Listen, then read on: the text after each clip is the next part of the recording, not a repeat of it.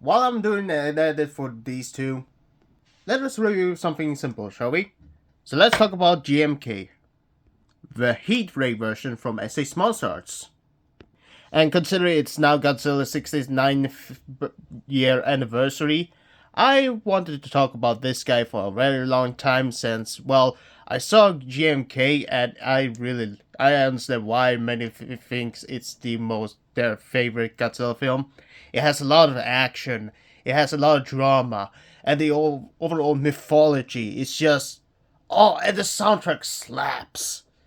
And this Godzilla just captured that suit very well, and the whole demonic looking, soulless creature. And what's also special about this is that this is the heat ray, which has the wonderful metallic blue paint apps on his back.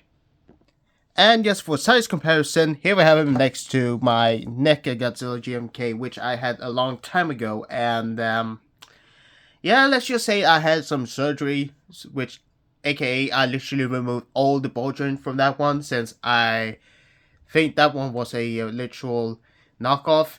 And of course, I had a second copy, which I sold off a long time ago, but yeah, let's just take a look at the overall detail, shall we? Despite my literally modification of that one shin from the NECA one, you won't deny that this face sculpt is a little bit more, how should I say, a little bit more pronounced, instead of just being just an obnoxious looking, ugly ass design that NECA thought was pretty much okay.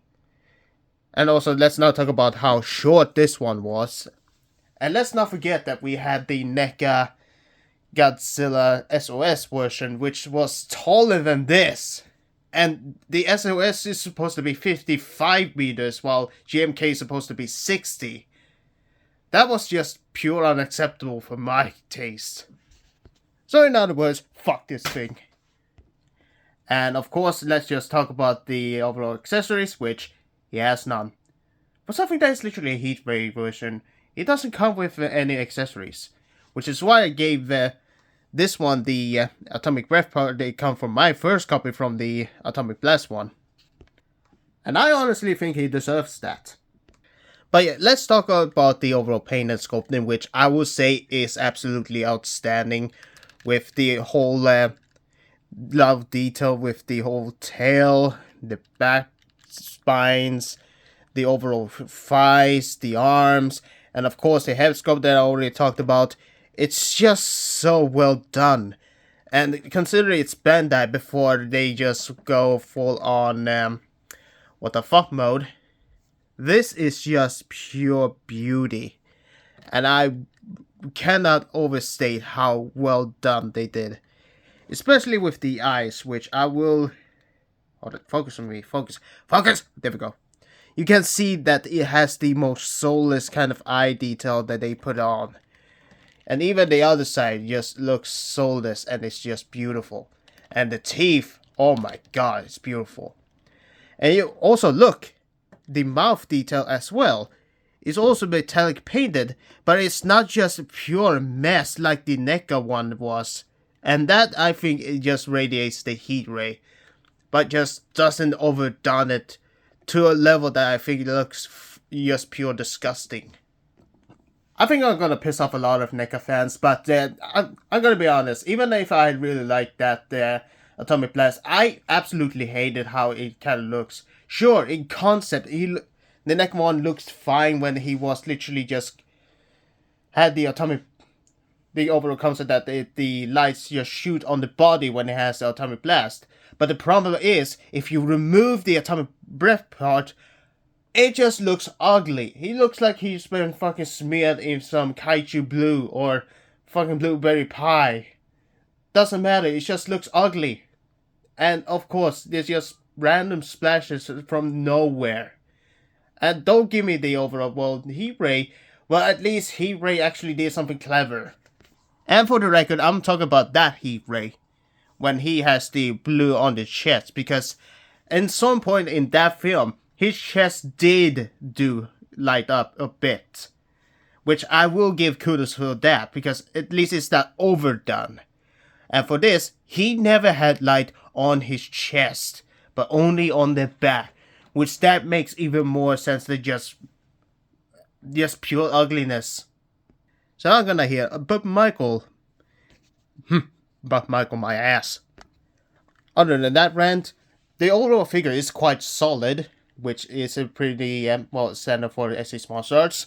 Well, for some part. Since this wrist has a kind of a joint, which this one has, which it has a paw, and you can also articulate it as well, which I will show off. Yeah, it has a ball joint here and a ball joint here for more articulation. But this one had, you see, this one was a bit loose. And bit loose, I mean, it could not even connect it properly. So, my solution, super glue it. But even then, it was still a useless joint. Oh, wait. Huh, here it is. Never mind, it kind of works. Go figure. But yeah, and even with the chunky legs, the articulation is still pronounced. And by that I mean it is still present to this Godzilla. And he is here to come to chase your ass. But yeah, let's start off from the top, alright? So he has a kind of a ball joint on the... fuck out, train! Sorry about that. So either way, he has a ball joint on the jaw, and of course that hinge up and down, and he also has tongue articulation as well for a little bit more of his, well, just for what they taste. And he also has a ball joint up here and there, and he can move up that far until you pop a ball joint, but hey, at least it's not too tight. And then you can look down that far as well. And it also gives more of that hunchback hit that he's known for. Let's talk about scoliosis. Okay, now he has scoliosis. Of course, the upper and the lower torso is on the ball joint, so you get more range, and you also see more of that wonderful metallic blue paint, which is awesome. The shoulders are on the ball joint that can go around 360 degrees. Move out of that much. 5 rotation, bicep rotation. Elbow joint that go a little bit of a 90 or a little bit more. And of course, if we're talking about the hands being on the ball joint, the hips are on the ball joint as well. That can move back and forth that much. And have a wonderful spread. Of course, double joint at the knee and calf joint and all that sort of stuff. And of course, you get a ball joint, ball joint, ball joint, ball joint, ball joint, ball joint, ball joint, ball joint, ball joint. Oh, yeah, there. Ball joint, ball joint, ball joint, ball joint, ball joint, ball joint, ball joint.